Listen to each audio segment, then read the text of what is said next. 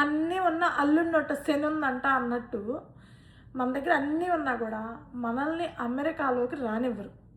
మన దగ్గర valid passport ఉంటుంది, వ్యాలిడ్ వీసా ఉంటుంది, వ్యాలిడ్ స్టాంపింగ్ ఉంటుంది, మనకి జాబ్ ఉంటుంది అమెరికాలో.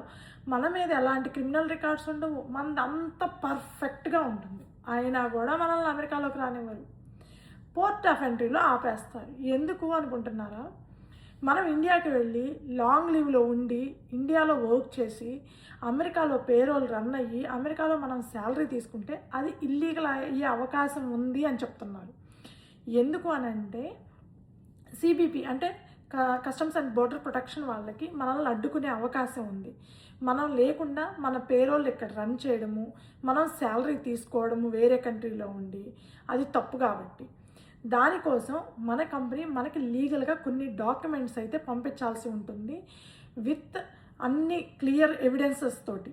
అలా పంపించి మనం ఆ డాక్యుమెంట్స్ని క్యారీ చేస్తేనే మనల్ని తిరిగి అమెరికాలోకి ఎంటర్ అవ్వనిచ్చే అవకాశం ఉంటుందన్నమాట. సో ఎవరైనా సరే ఇండియాలో లాంగ్ లీవ్ మీద వెళ్తే మాత్రం వచ్చేటప్పుడు జాగ్రత్త, మీ కంపెనీ దగ్గర నుంచి కావాల్సిన డాక్యుమెంట్స్ అన్నీ కంపల్సరీ పెట్టుకోండి, లేదంటే మనల్ని అమెరికాలోకి రానివ్వరు. కాబట్టి జాగ్రత్తగా ఉండి అన్నీ జాగ్రత్తగా చూసుకొని క్యారీ చేయండి.